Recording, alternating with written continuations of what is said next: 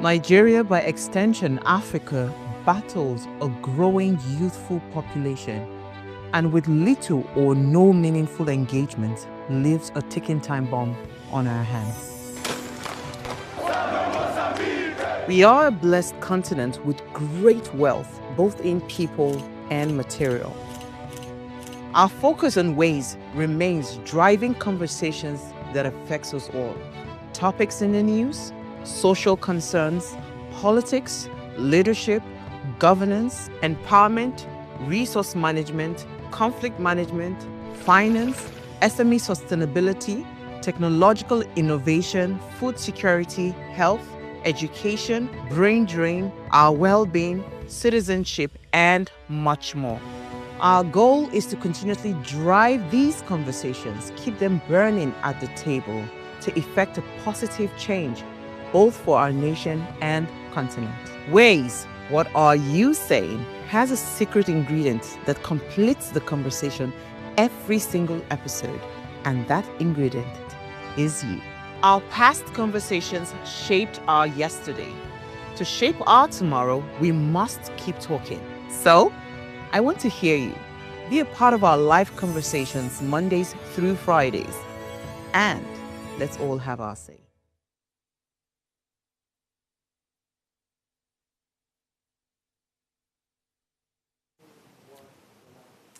Good evening to you out there, and welcome to another episode on your favorite primetime show, Ways. My name is Choma Kalu. Now, the Coalition of Federal Pensioners have issued a staring ultimatum. They said, pay our arrears, implement the 32,000 pension increase, or face a nationwide naked protest on October 6th. Now, these pensioners say they've been patient, but hunger, illness and broken promises have pushed them to the brink. Now, despite presidential directives on pension increments and palliatives, the federal pensioners claim that they have yet to receive what was approved. While workers and NYSC members reportedly collected their benefits, retirees say they were left out entirely, even when their welfare is arguably more fragile. Now, when the elderly cannot afford medication, food, or dignity, what does that say about Nigeria's governance? What does it say about social justice and our priorities as a nation? Well, tonight, we confront these questions head on. Now, remember, Ways is all about you, as you are the why in Ways. So be a part of the conversation today and every single day and add your voice to the discussions.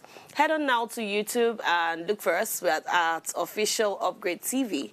Hit that subscribe button, like, share, and invite your friends and family to join in now. And when I open my phone lines, I'd like to hear your opinions. I'd like to hear your thoughts on this particular topic. As we do every day on the show, here is a quote for you to ponder on today. It says, the true measure of any society can be found in how it treats its most vulnerable members. And this was said by Mahatma Gandhi. Now, we'll go into this much later, but first of all, I'm going to go on a short break, and when I come back, I'll take you through my news interests for the day. Don't go anywhere.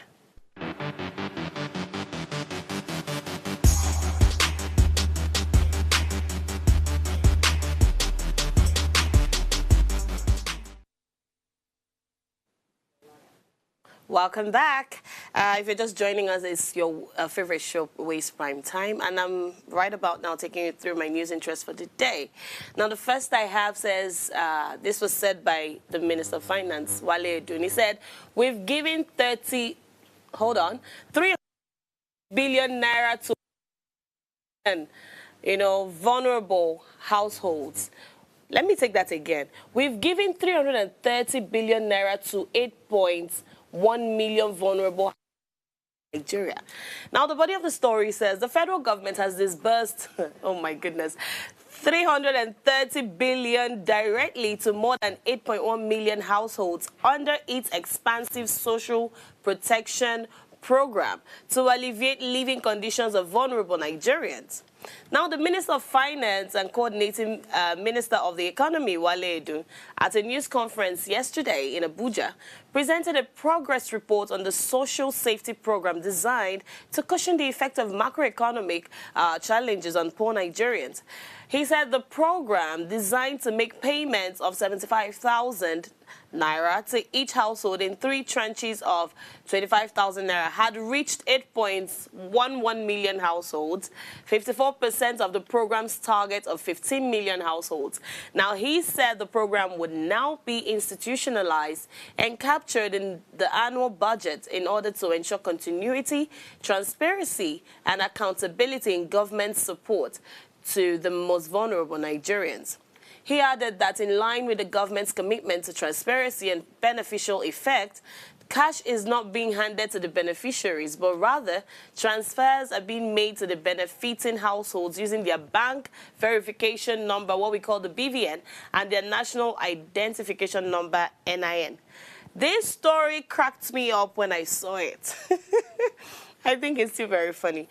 You know, I mean, if this really happened, I'll be very glad. But one question I always ask when, you know, they tell us that, oh, we've given so amount to so people in Nigeria. Take, for instance, during the COVID period, a lot of palliatives were said to have been shared to struggling households, you know, to cushion the effects of the pandemic. And you ask the question, who got? Who did not get? Nobody around me got. I don't know anybody that will say, oh, we got so amount of money from the government. So I'm wondering, this 330 billion naira, who got it? Please, if you did get a share, if you're part of the 8.1 million households that got a part of this money, I would really like you to indicate. I'd like you to send us a message. I would like you to, you know, let us know, because we have to, you know, something has to convince us that these things are not audio money, right? We're not just, like I said, I've always said, times without number on this table, we're tired of audio promises. We're tired of audio money. You know, you just come and you tell us what your initiatives here and there. But I don't think I've been able to successfully narrow down to one beneficiary of any of these schemes, initiatives, palliatives, whatever it is you say you're giving. Now, to come all the way to 330 billion naira, that's a lot of money, if I dare say that, right? And you say up to 8.1 million households. Honestly, Nigerians, if you are part of this, I think the more we come out with these figures, this data, show us some of the people that got the money, right? Let them come and give us the testimony, right? Let it not be a case of always complaining about the government. Let them use the same mouth they used to complain to come and commend the government for receiving such amount of money from them. If not, we'll just keep wondering where the money goes to. And I don't know, but I feel really sad because it goes to show the level of accountability we have in this nation. So you give us this figure. There's no data telling us, okay, this is the area, this is who and who got, that we can privately, on our own, casually just walk in and say, oh, you got this, and somebody will, you know, affirm and say, yes, we got this from the government. Make it make sense. Anyway, if you say you distributed this amount of money, that's okay, but I still stand on the fact that I'm calling on every Nigerian that got a part of this money. Please reach out. Please reach out. We have to start being accountable in this nation. All right, moving on to my second story of interest.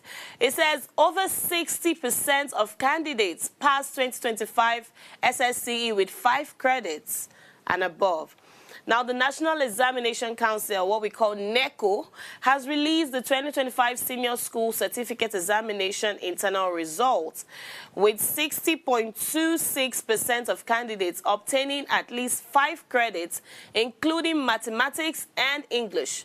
Now, this is even as Kano, Lagos, and Oyo states emerged top in the examination. Its registrar, Professor Ibrahim Wushishi, who announced the results in Minna, Niger State yesterday, said out of 1,358,339 candidates who sat for the June-July test, 818,492, representing 60.26%, scored 5 credits and above. Now, Wushishi said the results were released 54 days after the last written paper. He stated that the number of candidates with special needs was 1,622, out of which applicants with hearing impairment were 586 males and 355 females. And the candidates with visual impairments were 111 males and 80 females. Now, on the number of examination malpractice cases, the registrar noted that in the 2025 SSC internal exams, the number of candidates involved in unethical practices were 3,878 as against 10,094 in 2024, indicating a reduction of 61.58%. Well, that reduction is welcome. We are grateful. But then again, I think we have to get to a point where that number is slashed completely, right? Let's have confidence in the results we get from these examinations. Now, what we saw in JAMB, that we saw how many thousand results that were discovered to have been powered by AI. We saw so many, biometric malpractice, conduct here and there. It was very shameful. And now NACO is telling us, oh, we have just about 3,000 and something that were involved in unethical practices. I'm glad the number reduced for NACO, and I'm hoping by next year we won't have such a tragic result that we experienced with JAMB.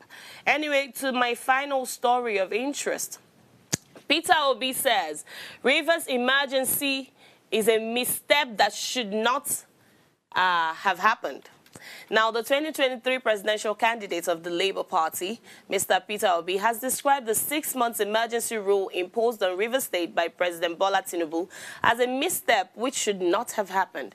Now, Obi expressed hope that all of the political gladiators in the state had learnt a lesson from the sad episode, because it would be a tragedy if no lessons were learnt. The former Anambra State governor said this in a post captioned "the misstep that should not have happened" on his X handle on Thursday. He said the restoration of democracy in Rivers State after 6 months of needless disruptions remains a sore side of our democracy today. It was a constitutional breach that will hurt our democracy for a long time. I just hope that some lessons were learned by all the gladiators in the Rivers State impasse. Great minds remind us that the only real mistake is the one from which we learn nothing. Now, a true leader, he said, is the one who admits his or her mistakes, is smart enough to learn from them, and is strong enough to correct them. He said, I'd like to congratulate the good people of Rivers State for their endurance in the face of provocation. I think I'll join you to congratulate Rivers State, because I mean, they beat my imagination. I was really scared that this was going to skyrocket into something very violent, but they took it on, very well. They did, and I'm very grateful. And like he said, like Peter Obi has said, I hope lessons were learned. Right? For those that fought themselves, became enemies with their friends and family because you're supporting this party and that party. And now that reconciliation has been made, I hope you reconciled with your friends and family as well, right? Because all of that rancor was really unnecessary. Also, Peter Obi pointed out that that's emergency rule declaration was, a misstep. And, I also remember the president in his speech yesterday. He said it would be, how did he put it now? He said something like, paraphrasing now, it would be irresponsible of him if he hadn't called, declared that emergency rule in Rivers State, given what was going on. Well, I don't want us to dwell on that. That has come and that has gone. Fubara has resumed his duties. His vice has resumed duties as well. And the lawmakers and Martin Zamehule, the Speaker of the State Assembly, has also resumed. And we hope we see progress in the state going forward. All right, so that's all I have for you on the news that caught my interest today. We're going to go on a short break. And when I come back, we'll dive right into our topic for tonight. Don't go anywhere.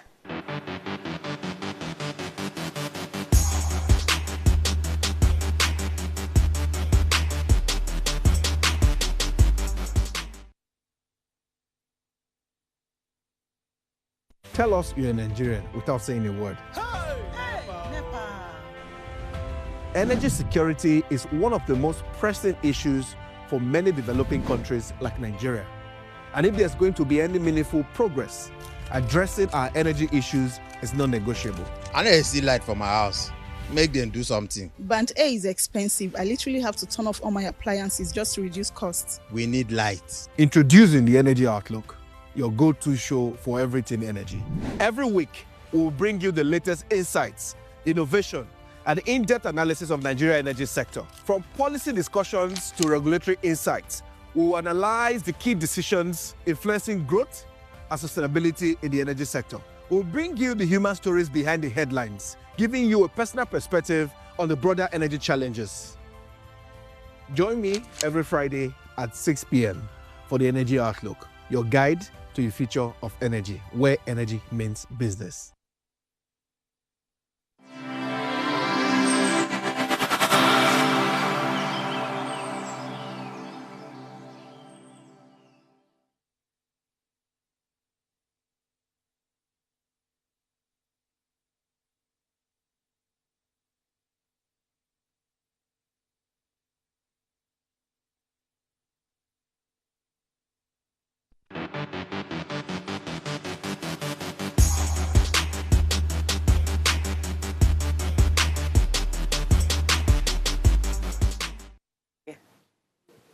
All right, thank you for staying tuned.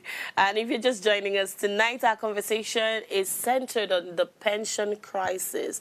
And we're asking why Nigerian retirees are still begging for their rights. Now, you see, you can call us in. You can tell us what you think. I want to hear your thoughts, like I said earlier. Remember, you can join the conversation or you can send us an SMS, on 0818-038-4663. And my phone lines are also open. You can call in on 070-2500-7749. Also, you can call on 070-1424-2420. Let me hear your thoughts on this particular topic. I had someone that said, oh, this topic is very dear to me, and I have to be a part of it. So, yes, this is your chance now. Now, across Nigeria, right, the federal pensioners are growing restless.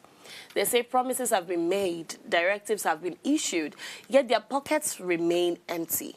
From unpaid arrears to the unimplemented 32,000 naira pension increase, the elderly who once served this country are now threatening a naked protest on October 6th if nothing changes. For them, it's not just about money anymore. It's about dignity, it's about survival, and the right to live their last years with some measure of comfort. So, you see, tonight we ask, why are pensioners still struggling to claim what is rightfully theirs? And what does this say about the governance and accountability in Nigeria?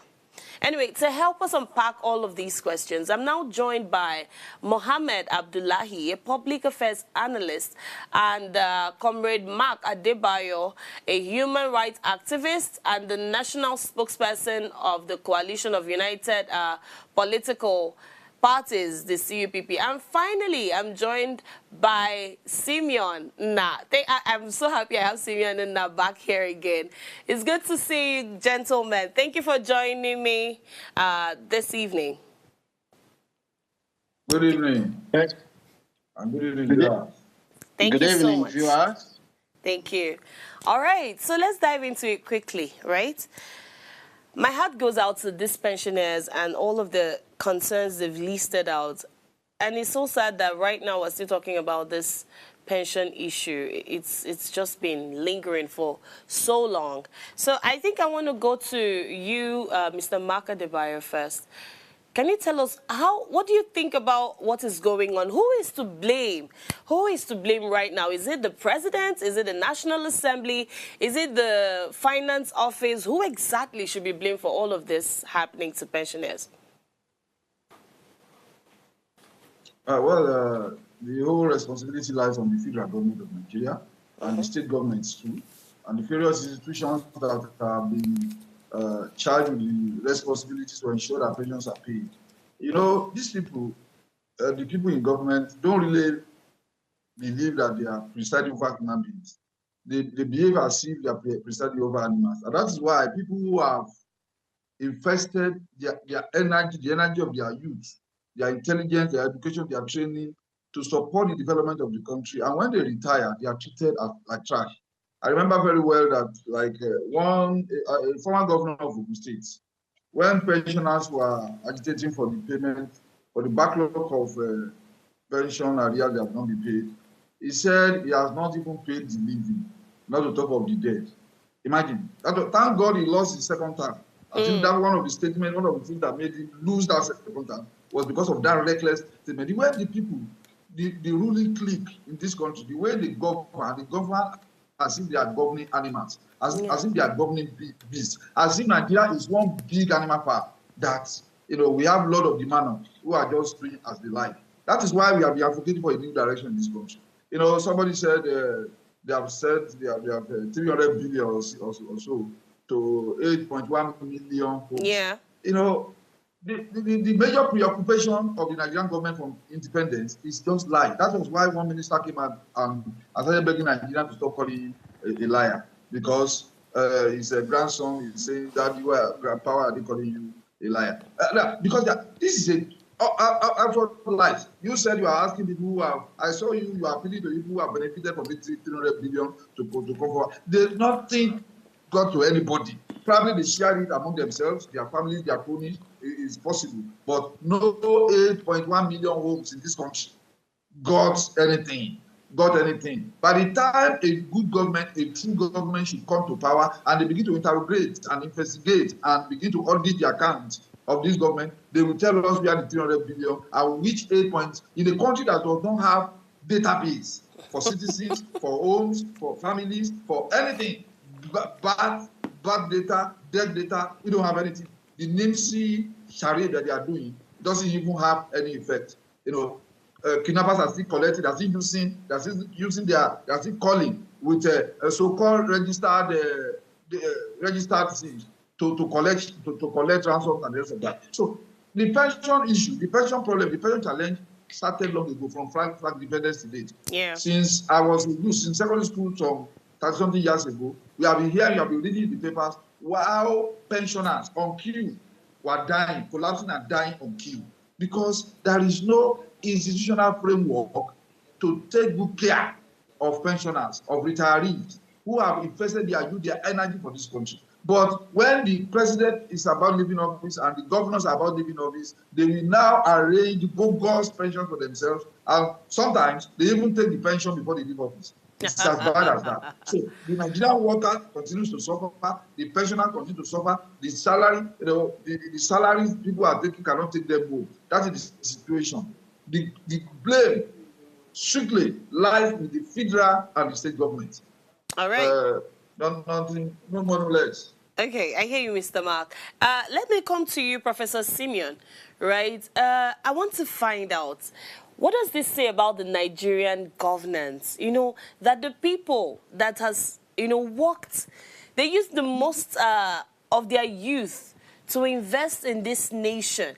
And right now, they don't get what is due them. How does this portray Nigeria on, a global light from those watching us from other places? What does Nigeria look to them like now? Nigeria is a country that does not take care of the elderly. It is only in Nigeria that senior citizens are treated like nobody. In other clans, you don't treat senior citizens like that. Even senior citizens that have not worked, by the time they clock 60, federal government takes over their maintenance for that period. I would like to talk about this pension because it's something that is even affecting me and my family. Interesting. In 2004, Obasanjo came up with a contributory scheme. Now, if you look at the pension, there are two types of pension being paraded now. You have the contributory scheme. You have the people that are in the old scheme that, you get your pension, you get your gratuity, and you continue getting pension every month. So with that, we discovered, all of us were here when somebody stole billions from that contributory scheme. He was arraigned, and they did plea bargaining, And the man just went to his booth and got 5 million and gave and went away. That is the trajectory of this country. A country that does not punish criminals, rather promote criminals. Now, that aside, with the contributory scheme, it was believed that the citizens will contribute their own, and at the end of the day, federal government will pay a part of the money, and these people will be able to get their pension every time. I can tell you for free, I have somebody close to me that retired in 2015. And with the contributory scheme, she was expected to be getting something substantial every month. Last 2-3 months, they said they were adding to their pension. It was so discriminatory that people that started job the same day, retired the same day, some they will add 50,000, others they will add 3,000 or 10,000. The question is, how does this pan out? I had to go to pension office myself to ask questions. I said, what's the meaning of this? Look at this. They are saying maybe the other person is older. I said, no, that's a lie. This person is older than the other two that got 50-something thousand, and she's getting only 10K. So what's the criterion? They began to say all manner of things. You see, you know what the former president said, that politicians are deceitful and that they are betrayals. Sorry, he used this word betrayals. They are betrayals. Yes, that's what Jonathan said. The people in government are betrayals. They are. Because at the end of the day, you begin to ask yourself, where do they keep this money? Federal government is borrowing from the pension scheme. I hope you know. And at the end of the day, those things are supposed to earn interest. So why is it that these people are crying day in, day out, and nobody is listening to them? Are you aware that a professor that has put in 40 years of service will get 150,000 naira as pension? What will he do with that? You discover that government have increased everything. The cost of passport has been increased. Now, if you have a vehicle, you are going to pay tinted permit. There's no vehicle from 2000 till date that does not have tinted glasses.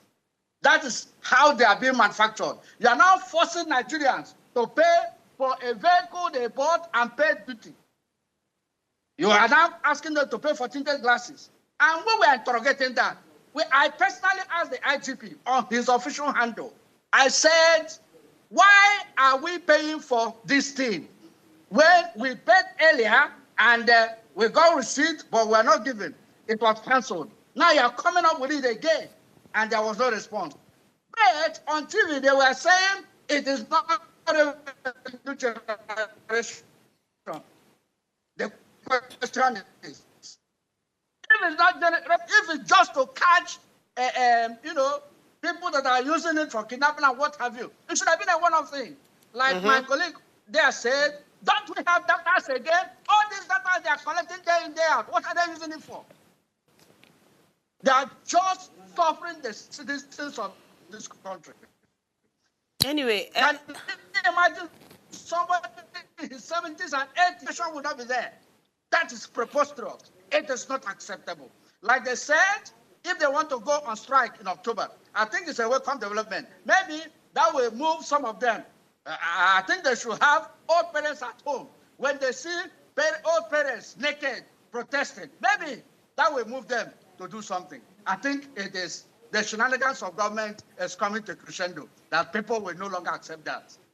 I mean, this is really sad. It's really sad it has to come to this. Let me come to you, Mohammed, real quick. You know, we've heard stories of pensioners collapsing in queues while waiting to be verified, or even dying before their arrears were paid. Why does it take so long for government to do what should be routine? You know, what should not be talked about? Like Prof rightly said, these are senior citizens that should be taken care of. There should be a structure for them. Why does it take so long for the government to implement what should be implemented? This is not supposed to be a conversation. Mohammed, please. Yes, yes, it's quite sad. The pension scheme is going on in the... Are you there? I think in my own analysis of the scheme, the challenge is just like what we face in every part of our strata in Nigeria. Yes, can you hear me? Yes, go ahead, please. Hello? Yes. I'm saying the pension scheme is not what we experience in every sector of the country. Mind you, in the same pension scheme that we talk about, whether it is in the public or even the private sector, you have some people that, like one of the panelists mentioned, even when they are retiring today, all their packages are there. Yes, some of our very big public institutions, like perhaps maybe the Central Bank of Nigeria, staff of the Federal Inland Revenue Services, staff of NNPC, and the top echelons of our armed forces